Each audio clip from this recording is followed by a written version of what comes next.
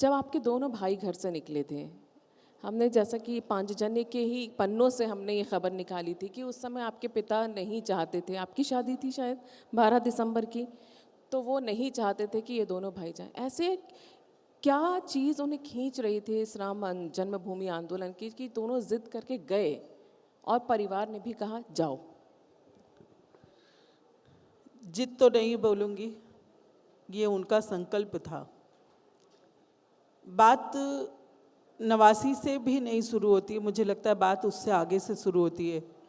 जब संघ की शाखाओं में जाते जाते उनमें राष्ट्र प्रेम, अपने देश समाज के लिए एक भावना जगी और उसी भावना को आगे लेकर जब राम जन्मभूमि का शिला पूजन आया, उन्होंने घर घर जाकर शिला पूजन में करवाया और लोगों को जोड़ा शिला पूजन से। ये भावना उनके अंतर मन तक उतर गई थी। ऐसे में उन्होंने जब राम कार सेवा में जाने की बात आई, आह्वान हुआ, उन दोनों ने अपना नाम आगे किया। उन दोनों ने संगठन को कहा कि हम दोनों भाई जाएंगे। संगठन ने रोका भी, कहा कि दोनों को अलाउड नहीं है, एक घर से सिर्फ एक ही बच्चा जाएगा। राम तुम बड़े हो, तुम रुक जाओ, राम के काज में राम तो जाएगा ही। शरद तुम छोटे हो, तुम रुक जाओ, जहाँ राम जाएगा वहाँ लखन जाएगा। ऐसे मेरे घर की राम लखन की जोड़ी दोनों ने एक दूसरे का साथ कभी नहीं छोड़ा। फिर कहा गया कि दोनों एक वाहिनी में न जाएं, अलग अलग वाहिनी में जाएं, तब भी उन दोनों ने मना कर दिया, कहा नहीं हम दोनों भाई एक साथ रहेंगे। अंत तक साथ निभाया। और जब वो घर से चले, उससे पहले पिताजी से भी बहुत बातें हुई। पिताजी ने समझाया कि दोनों जा रहे हो, बहन की शादी है, मुझे दिक्कत हो जाएगी। तो कहा कि आप चिंता न करें, जैसे ही हमारा कार्य संपन्न होगा हम वापस तुरंत आ जाएंगे और आते ही हम सब कार्य संभाल लेंगे, आप बिल्कुल चिंता न करें। दोनों बहुत ही एफिशिएंट थे, चूँकि संघ की शाखाओं में जाते जाते उन्होंने बहुत अच्छा मैनेजमेंट करना सीख लिया था, मैं तो यही कहूँगी। और उन्होंने उनकी मैंने कैपेबिलिटी पर किसी को कोई शंका नहीं थी। पिताजी भी उनसे सहमत थे इस बात पर, तो पिताजी ने उस बात पर तो सहमति दे दी। फिर उनका एक प्रश्न और था जो बहुत महत्वपूर्ण था कि हम तो मारवाड़ी हैं, व्यवसायी समाज से हैं, क्या हम धन देके अपना कर्तव्य नहीं पूरा कर सकते हैं? ऐसे में दोनों भाइयों ने एक स्वर में कहा कि पिताजी ये हम मारवाड़ियों की बहुत बड़ी गलती है कि हम सिर्फ धन देकर अपने कर्तव्य की इतिश्री समझ लेते हैं। हमें तन मन धन तीनों से अपने देश, समाज और धर्म के लिए लगना चाहिए और अगर ज़रूरत पड़े तो हमें आगे बढ़कर समाज को संदेश देने के लिए अपना बलिदान भी करना चाहिए। ऐसी उनकी भावना थी। इस भावना को देखते हुए पिताजी ने भी हाँ कर दी। शायद कहीं मन में ये भी एक बात थी कि राम काज के लिए बच्चे जा रहे हैं, ऐसे अच्छे काम के लिए बच्चे जब जा रहे हैं तो उन्हें रोकना उन्हें भी उचित नहीं लगा। माँ पिताजी दोनों ने ही सहर्ष स्वीकृति दी। और मैं ये कहूँगी कि हमारा जो एक रिवाज होता है, माँ ने उनको मंगल तिलक करके और घर से आशीर्वाद देके, विजयी होने का आशीर्वाद देके उन्हें रवाना किया। जब वो रवाना हुए थे अपने साथ पोस्ट कार्ड्स भी ले गए थे। आपके पिताजी ने कहा था चिट्ठियाँ लिखने को, क्या उन्होंने वहाँ से लिखी थी चिट्ठियाँ? जी, पिताजी ने यही एक शर्त रखी थी कि एक तो छोटा भाई थोड़ा चंचल था, इसलिए उसको ध्यान रखने के लिए बड़े को कहा, और दूसरा कहा कि चाहे कुछ भी हो जाए, हर दिन का एक पोस्ट कार्ड, चाहे तुम सिर्फ यही लिख देना कि हम सब ठीक हैं, इतना लिख के तुम एक पोस्ट कार्ड हर दिन का डालोगे, ऐसा तुम्हें करना होगा। भैया ने हाँ भी भरी। और उनके जाने के बाद चूँकि घटना के काफ़ी दिनों तक सब कुछ असामान्य था, तो उनके जाने के कुछ 10-15 दिन बाद हमें कुछ चिट्ठियाँ भी प्राप्त हुई, लगभग 4-5 चिट्ठियाँ हमें प्राप्त हुई। क्या लिखा था उनमें, कुछ आपको याद है? उन्होंने अपने यात्रा का थोड़ा थोड़ा वृत्तांत लिखा था कि पिताजी हम सब ठीक हैं।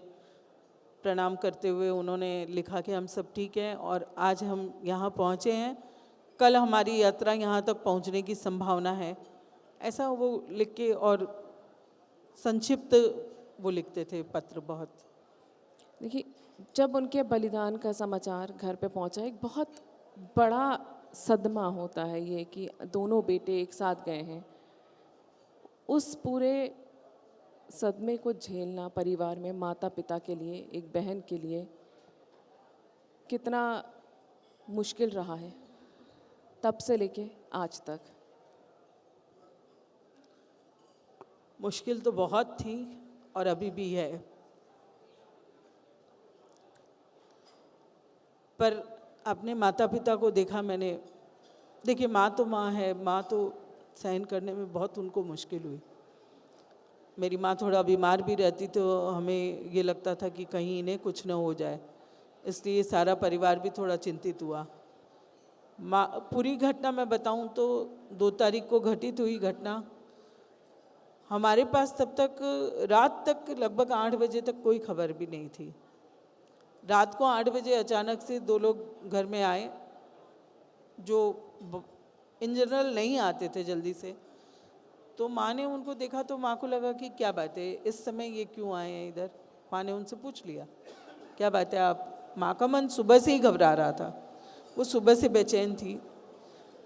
तो उनको देखते ही माँ एकदम से फिर से बेचैन हो गई। बोला, क्या बात है, तुम लोग इस समय क्यों आए हो, कोई बात है क्या। उन्होंने कहा, नहीं नहीं, हम तो आपके यहीं से गुजर रहे थे तो हम चले आए आपके यहाँ। थोड़ी देर वो बैठे, उनको शायद साहस नहीं हुआ कि माँ को ये खबर दे पाए वो। उसके बाद वो दोनों वहाँ से निकल गए। थोड़ी देर में पिताजी घर पर आए। फिर से माँ का वही मन पिताजी को देखते ही बोली कि आज आपका चेहरा इतना रोया हुआ सब क्यों लग रहा है। चूँकि पिताजी को सारी घटना बता दी गई थी और पिताजी जानते थे कि ऐसा हो चुका है, और वो अपने आप को बहुत संयत करके, जिसको बोले कि घर पर आए थे माँ के सामने, वो भी सामना नहीं कर पा रहे थे माँ का। ऐसे में पिताजी ने बोला कि नहीं नहीं, मैं बहुत थक गया हूँ, इसलिए शायद तुम्हें ऐसा लग रहा होगा। माँ ने 1-2 बार पूछा, फिर मैंने माँ को बोला, माँ क्या आप बार बार ऐसे पूछ रहे हो, थक गए हैं ना। तो माँ भी चुप हो गई। फिर हमने पिताजी को ज़बरदस्ती खाना खिलाया। वो खाने की इच्छा का मना कर रहे थे कि नहीं नहीं खाऊंगा, पर हमने फिर भी उन्हें ज़बरदस्ती।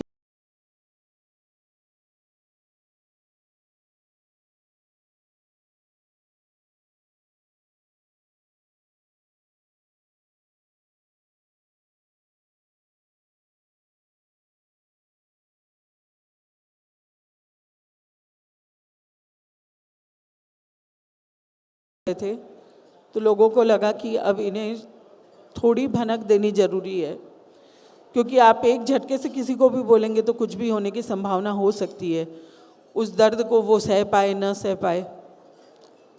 जैसे हमारी भारतीय परंपरा है कि ऐसी दुख की घड़ी में संभालने के लिए बहुत लोग आपके साथ रहते हैं। मेरे घर पे भी अचानक से बहुत लोग आ गए। मैंने कभी पहले उस तरह का दृश्य अपने घर पर देखा नहीं था। मैं तो, मेरी तो समझ के परे थी वो चीज़। और माँ देखी तो माँ को ये समझ में आ गया कि कोई बात है, बड़ी बात है जो मुझसे छिपाई जा रही है।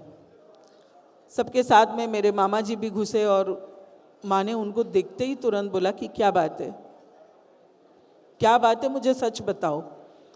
मामा जी ने फिर बैठाया माँ को और धीरे से कहा कि ऐसा सुन रहे हैं कि अयोध्या में गोलियाँ चली हैं और किसी बच्चे को भी लगी है। उनका भी साहस नहीं हुआ कि वो एक बार में माँ को बता पाए कि तुम्हारी कोख उजड़ गई है।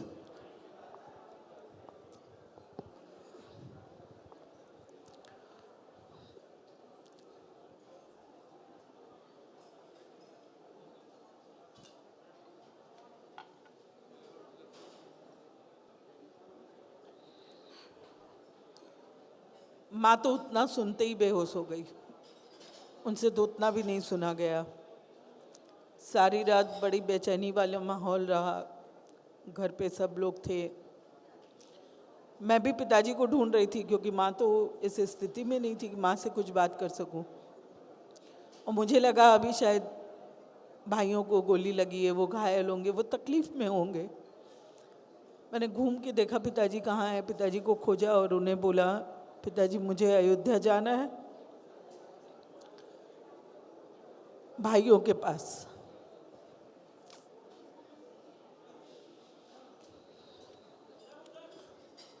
उन्होंने कहा हाँ बेटा ठीक है, तुम अभी जाके सो जाओ। मैं वापस आके बैठ गई। सुबह जब हुई, सब लोगों ने कहा कि आप लोग अपने नित्य कर्म कर लें। हम सब ने अपने नित्य कर्म किए और सब बैठ गए। उस समय माँ के पास फिर मेरे एक रिश्तेदार हैं, मेरे मौसा जी, वो आए और उन्होंने फिर माँ के सामने बैठ के कहा कि दीदी आप अपने दिल पर पत्थर रख लीजिए। माँ ने इतना पूछा कि क्या हुआ है और किसे हुआ है, तो उन्होंने कहा कि राम और शरद दोनों ही नहीं रहे। उसके बाद तो आप समझ सकते हैं कि सब पूरे घर में हाहाकार मच गया। माँ तो अपने होश में ही नहीं रही। बहुत कठिन समय था वो।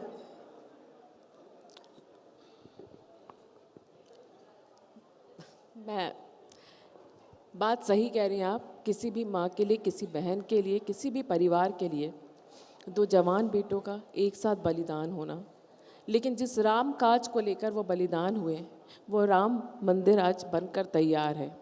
और जैसे आपके भाई थे, ऐसे कई हजारों घरों के भाइयों ने अपना बलिदान दिया है। हम यही अपेक्षा करते हैं कि राम जी का जो भव्य मंदिर बना है, उसमें ऊपर से आपके दोनों भाई, आपके माता पिता सब देख रहे होंगे और ये समझ रहे होंगे कि ये बलिदान व्यर्थ नहीं गया है। आज वहाँ पर एक सड़क का नामकरण भी योगी जी ने आपके भाइयों के नाम पे किया, उसी सड़क पर जहाँ पर मुलायम सरकार ने आपके दोनों भाइयों को निर्दयता से गोली मारी थी। ये शायद गर्व की बात है आपके परिवार के लिए, पूरे देश के लिए, सभी राम भक्तों के लिए।